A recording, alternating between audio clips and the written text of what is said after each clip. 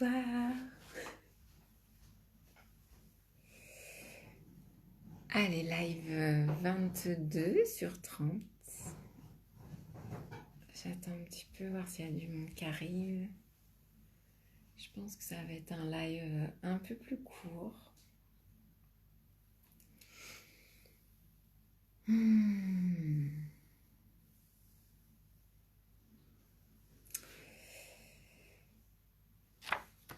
Je sais pas s'il y aura du monde ce soir.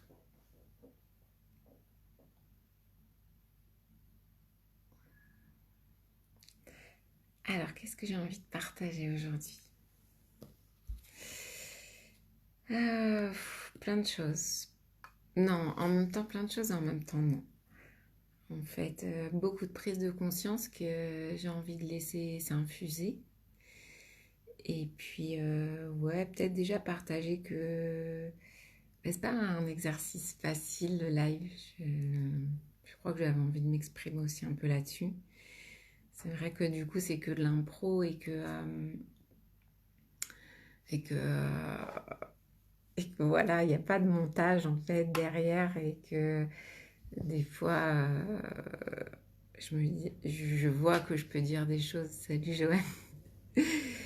Ouais, il n'y a pas de montage et c'est vraiment un exercice pas évident, mais en même temps tellement intéressant parce que ça met vraiment au travail tous les jours en fait. Et ce que j'avais envie de partager, c'est que surtout ce que je vous partage, ça n'a jamais valeur de vérité, hein. Je partage juste mon processus et c'est vrai que j'ai pas l'habitude de ça parce que moi, mon travail, ma passion, c'est d'accompagner les autres à trouver leur vérité. Et salut Gaëlle, comment tu vas? C'est cool de te voir ce soir. Normalement, c'est un petit live, mais bon, c'est jamais après, hein, dans les sens dans lesquels ça peut partir. Ouais, donc je disais que ce que je partage, surtout, ça n'a pas pour vocation de dire que ce sont des vérités absolues. C'est toute la complexité des lives, c'est-à-dire qu'à la fois je partage mon propre processus, donc pour un peu donner des repères, tout en sachant que ce que vous vivez ne peut pas être calqué à ce que je décris parce que chacun détient sa vérité et l'idée dans ces partages c'est juste de connecter à ce qui fait sens ou ce qui pourrait rentrer en réaction justement dans quelque chose qui dit non à l'intérieur ou qui dit oui et l'idée c'est de toujours déployer un peu plus son propre discernement. Donc ouais, j'avais envie de partager ça déjà de toute ma vulnérabilité. Et parce que ces lives, en fait, à la fois, ils sont posés dans le... Il y en a que j'enlève, puis il y en a que je laisse. Mais moi, ça me permet aussi de voir que ma vérité d'hier n'est plus ma vérité d'aujourd'hui et d'accepter aussi ce changement permanent venant un petit peu partager tous les jours quelque chose qui représente une vérité pour moi sur le moment, mais qui à partir du moment où c'est posé part déjà sur complètement autre chose. Oh Isabelle, oh mais en fait j'aime trop de voir que c'est jamais les mêmes personnes chaque soir, c'est la nuit. Bienvenue, bienvenue, comment vous allez? Voilà, qu'est-ce que je peux vous dire d'autre? En fait, en ce moment, avec les expérienceurs, on travaille, on est passé... c'est vrai que je vous parle souvent d'abondance et puis j'ai pas forcément envie qu'il y ait un amalgame qui se fasse du point de vue que l'abondance n'est que l'argent. En fait, l'abondance, vraiment, je l'expose comme étant dans tous les domaines de vie. Par exemple, dans le processus de Back to Basic, l'abondance, c'est de partir du fait de plus on se connaît, plus la qualité des relations va être meilleure aussi. Et ça, c'est déjà de l'abondance en soi. Donc nous, on a revu tout le chapitre de l'histoire, de la relation à l'autre, de son propre positionnement. Et puis là, on est vraiment en train de rentrer dans le champ. Maintenant que cette place se prend auprès des amis, de la famille, au niveau professionnel. Et donc, on est en train de relire un peu le processus créatif des personnes. Et c'est hyper intéressant parce que du coup, je vois que ce qui bouge chez moi, ça amène aussi à bouger chez l'autre. Et pourquoi je vous dis ça? Bah alors, c'est le genre de soir où là, du coup, j'ai pris aucune note, où je suis total freestyle. Euh, mais tout ça pour dire que, ouais, en fait, c'est comme si, je sais pas si ça va vous parler, comme s'il y avait différents degrés de lecture pour tout. C'est un peu comme, j'ai déjà parlé, c'est comme tu vas lire un bouquin il y a 3 ans, et puis tu vas avoir une prise de conscience par rapport à ce bouquin, et puis tu vas le relire 3 ans après, et puis tu vas y voir d'autres choses. C'est comme si tu redécouvrais l'espace du livre avec une nouvelle vérité qui est tienne et qui n'est pas celle du voisin, mais parce que tu as cheminé depuis et que la prise de conscience peut apparaître maintenant telle qu'elle est dans sa perfection et qu'à 3 ans avant, c'était autre chose qui devait apparaître parce que c'était là où tu en étais dans ton chemin. Et du coup, pour moi, les différents degrés de lecture, il y a vraiment une grosse prise de conscience là depuis quelques jours et notamment aujourd'hui. En fait, par rapport à, je ne sais pas si vous avez vu le live d'hier, mais j'ai expliqué que voilà ce qui s'était passé quand moi je fais quelque chose de nouveau, que je poste mon annonce. Et en fait, en relisant un des processus créatifs d'une expérienceuse ce matin, il y avait ça. C'est-à-dire qu'à un moment donné, l'idée, elle descend. Elle est joyeuse dans ce qu'elle a de nouveau, d'audacieux, de oser y aller. Et après, il y a quelque chose qui va être repris par le mental dans ce processus. Donc, ça n'est toujours que mon point de vue, de mes observations de moi-même et des autres. Et en fait, comme on a reçu une certaine forme, on va avoir tendance à s'attacher à cette forme. C'est-à-dire que on va vouloir que la création que l'on reçoit se fasse de telle manière. Et c'est à ce moment-là que va rentrer le contrôle de la création. Si on s'arrête à ce niveau-là, on s'arrête à je reçois l'idée, je veux qu'elle soit comme ça parce que c'est comme ça que je l'ai reçue. Le deuxième niveau de lecture pour moi se présente un peu plus haut et va se passer au niveau de la co-création. Qu'est-ce que j'entends par co-création? Co-création, c'est pas le monde des bisounours, on co-crée en amour. Non, la co-création pour moi, c'est aussi en s'autorisant à être soi, à incarner l'idée comme elle est, de la laisser résonner pour l'autre dans quelque chose qui va se créer aussi pour lui, en lâchant tout ça. Et c'est pour ça qu'hier, je parlais de ce fait de peut-être qu'il y a des gens qui vont moins me suivre, mais en fait, non. Et merci, Émilie, d'avoir posé cette question. Ça m'a fait beaucoup m'interroger dans la journée et avoir des prises de conscience là-dessus. Mais je crois que je ne vais pas trop dévier, je vais essayer de rester sur la co-création. En fait, voilà, quand je propose l'expérience, je pourrais m'attacher à l'expérience en tant que telle que je propose et à ne vouloir qu'elle se réalise que de la manière dont je l'ai perçue. Sauf qu'il y a l'expérience dans l'expérience. C'est-à-dire que hier, en venant partager tout ça, je me rends compte que chacun, dans ce qui s'est échangé avant, dans ce que je viens partager, va rentrer dans son propre processus de prise de conscience, d'intégration.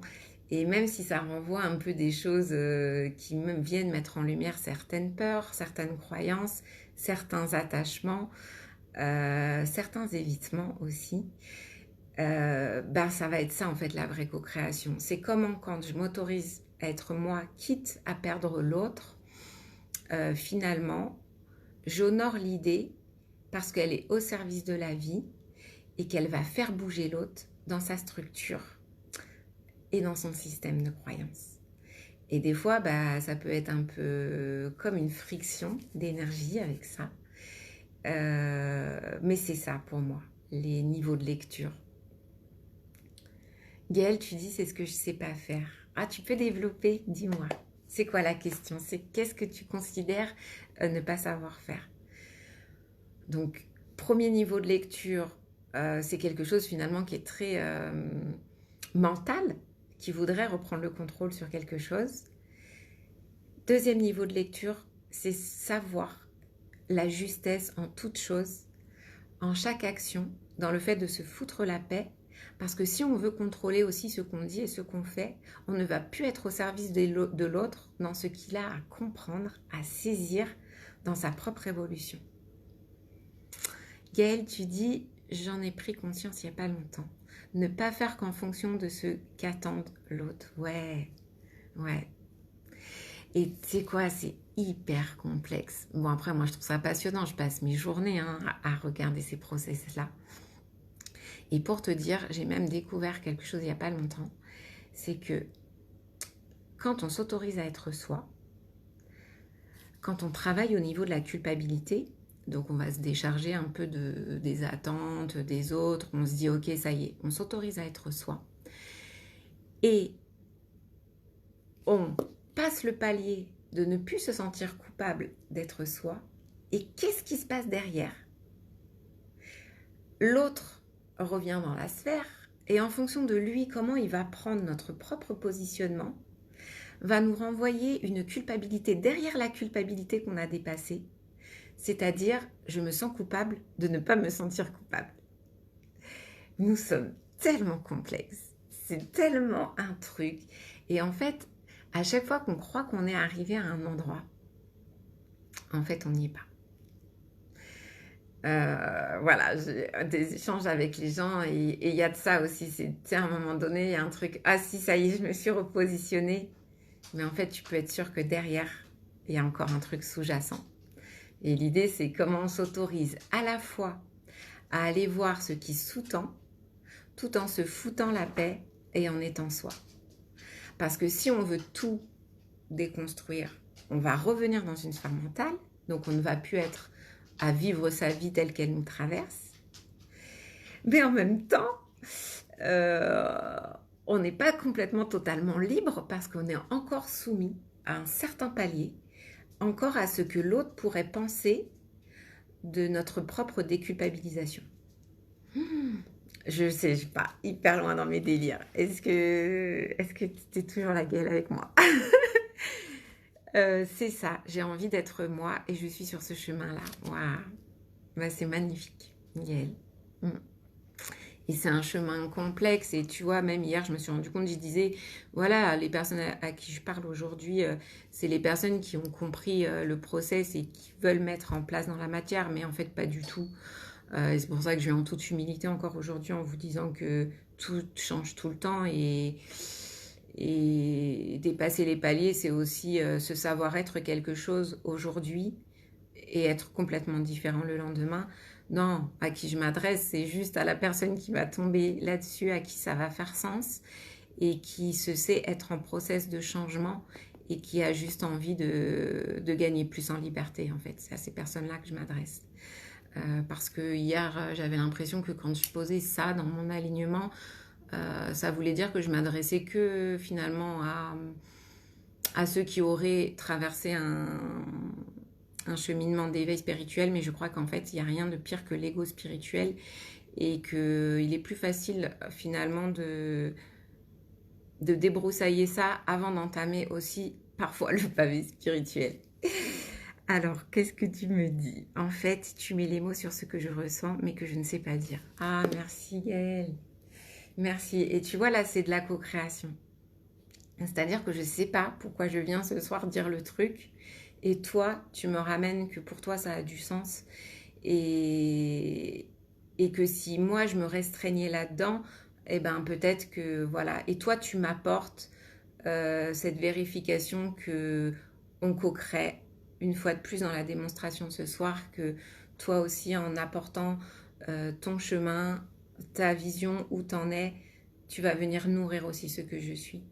Et qu'en fait, il n'y a pas de niveau voilà, il y a quelqu'un qui viendrait nourrir les autres, mais nous sommes dans cette perpétuelle co-création. Et d'en avoir conscience, c'est aussi tout ce chemin d'humilité et dans lequel on va pouvoir s'élever tous ensemble. Coucou Ingrid, comment tu vas? Voilà, donc merci à toi Gaëlle. Et ça me fait plaisir que tu comprennes parce que Quand j'essaie d'expliquer ça à Joanne cet après-midi, mon truc de la culpabilité dans la culpabilité, et je me dis, mais des fois, je pars vraiment loin dans mes délires, dans comment je vois la structure et que je vois tout ce qui sous-tend le truc. Et, et merci. Bah écoute, juste merci, bah, juste pour ce moment, merci beaucoup. Ingrid, comment tu vas? Dis-nous. Et ouais, Gaëlle, si t'as envie là d'aller un petit peu plus loin dans ça, ouais, c'est tellement complexe d'être soi. Et qu'en plus, ça relève de tellement de domaines de vie différents. Tu vois, ouais, vraiment, il y a ça, il y a le domaine personnel, dans la famille, professionnel, et puis tout ce que ça va révéler quand on va oser prendre cette place, à nouveau euh, regrandir face au regard de l'autre qui est de plus en plus grand au fur et à mesure qu'on s'autorise et dans tous les risques que ça comporte effectivement de ne pas être compris et de tout ce que je disais hier que je ne vais pas répéter mais tout s'imbrique mais à chaque fois dans des points de vue aussi différents. Je ne sais plus qui disait ça, je crois que c'est Lobé qui parle de c'est toujours les deux faces de la même pièce, c'est-à-dire qu'il y a un truc qui est vrai à un moment donné, mais qui est vrai de l'autre côté aussi, et que c'est toujours en fait ce truc qui est à la fois vrai et faux en même temps, euh, mais, qui, mais qui est notre vérité du moment.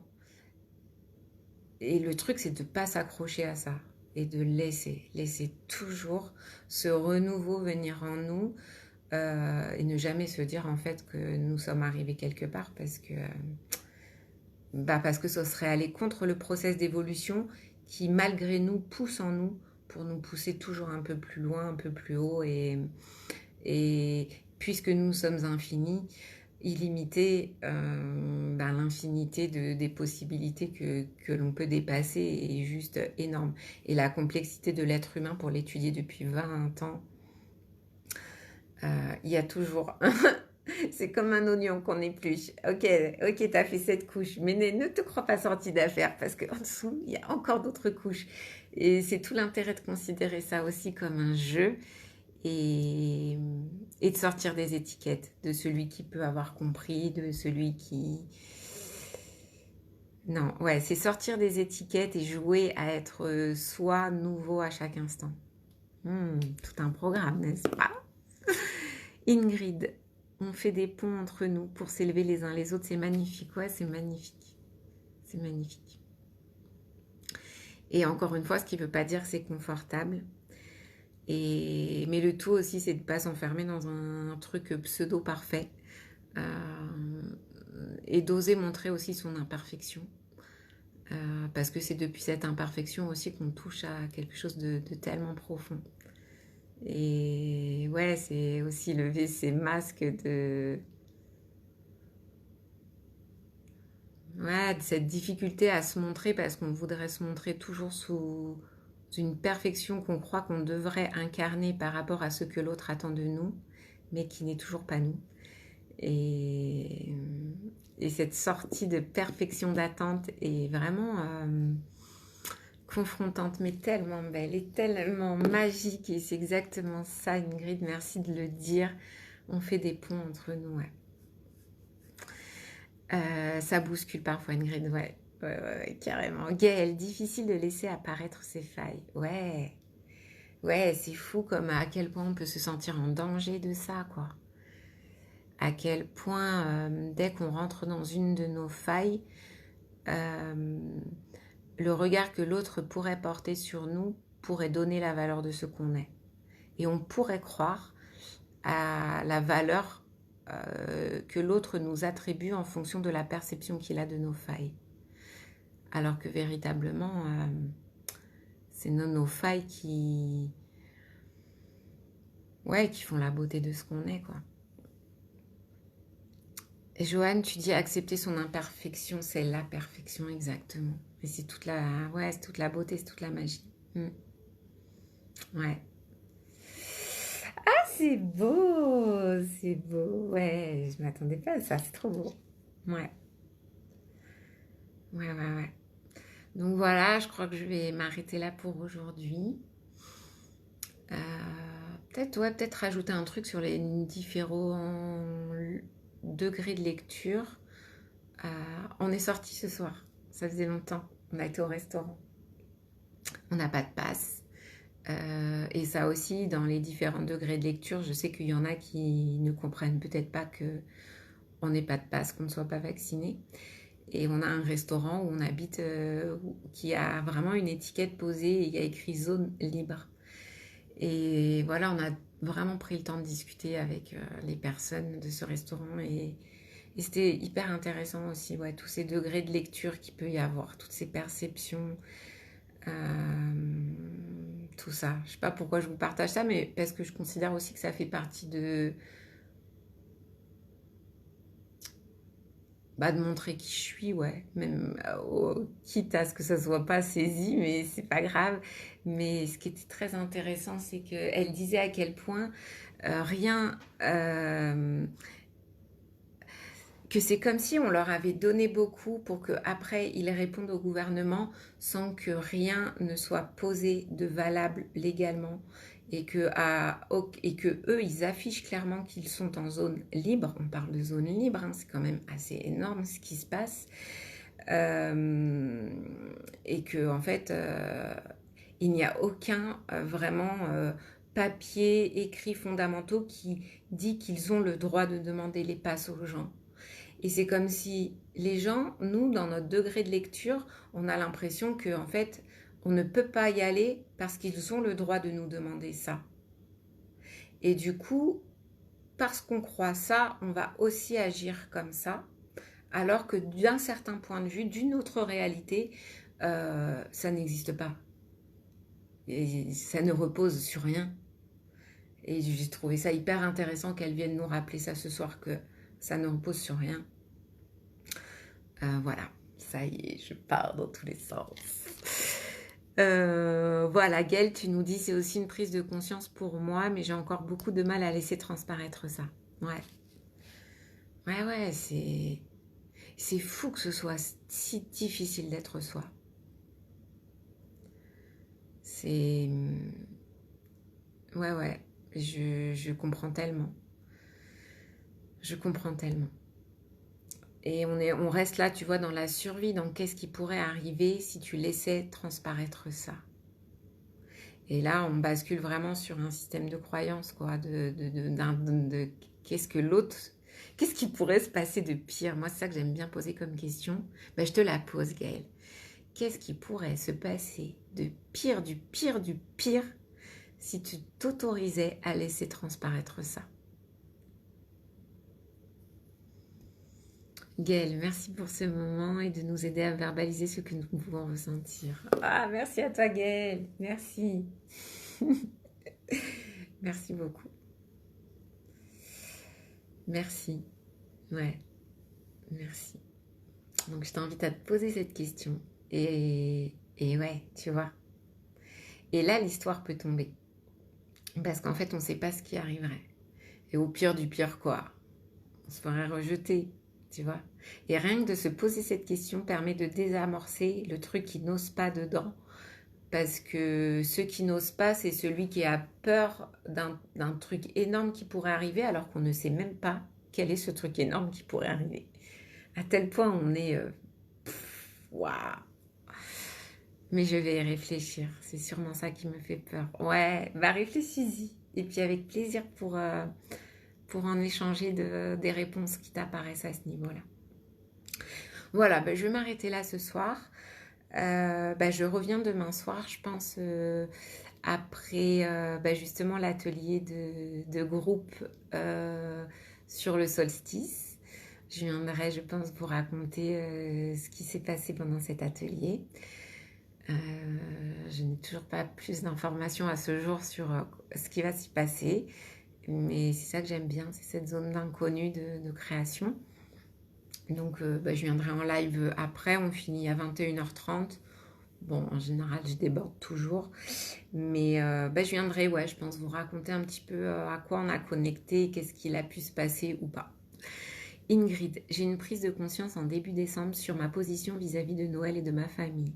Cette année, je suis en paix et j'ai compris, j'ai décidé d'être moi et ça va à tout le monde, c'est magique. Ouais, parce que c'est souvent ça qui se passe, c'est que finalement, c'est trop beau ce que tu dis, Ingrid, c'est que, en fait, quand il y a vraiment cette autorisation à être soi, la peur qui se dépasse, qui se transcende, qui se rencontre, et ben, en fait, ça pose plus de problème à personne. Parce que c'était juste nos projections que ce qu'on est pourrait poser un problème à quelqu'un. Alors qu'en fait, quand on est soi, finalement, il y a très peu de retours négatifs. Et ceux qui font les retours négatifs sont dans leur propre effet miroir de leur non-autorisation à être eux. Et du coup, c'est génial, Ingrid, que tu te permets de bouger ça. Et c'est comme ça qu'on incarne véritablement et qu'on vit sa vie en prenant conscience que finalement, les seules limites qu'on a, c'est nous-mêmes qui nous les mettons. Et qu'on peut être soi sans que ça dérange qui que ce soit, en fait. Donc, merci beaucoup, Ingrid, pour ce partage. Et bien, je vous fais des gros bisous. Gaëlle, c'est l'illumination pour moi ce soir. Ah bah, tu vois, comme quoi, même quand on n'a pas envie de venir, eh ben, bah si, parce que ça sert. J'avais tellement peur, je pense, il manque le mot peur, Ingrid, d'affronter ma famille à Noël que je partais en voyage. J'avais mon excuse de ne pas être là. Ouais, la fuite. Ouais. Et tu vois, j'adore ça en ce moment. Je suis en train d'observer aussi, tu vois, ces phénomènes de fuite où tu crois que tu pars ailleurs parce que, où tu t'honores pas l'appel de ton âme parce que c'est autre chose qui t'apparaît. Alors que toi, là, tu es en train de pas mentir, de rencontrer vraiment ça, de mettre de la conscience dessus que, en fait, c'était une excuse pour pas être là et que tu peux faire le choix conscient d'être là pour affronter l'éventuelle souffrance du rejet de l'autre, de l'éventuel problème qui pourrait se passer, mais que parce que toi, tu es aligné dedans, tu es là et que ça pose aucun problème pour personne. Et bien franchement, merci beaucoup pour ce partage parce que je suis sûre que ça va aussi rentrer en résonance pour d'autres. Bonne soirée tout le monde, plein de gros bisous. Et à demain, je vous souhaite un bon solstice demain. Et on se retrouve du coup après le voyage multidimensionnel pour les personnes inscrites demain. Gros bisous!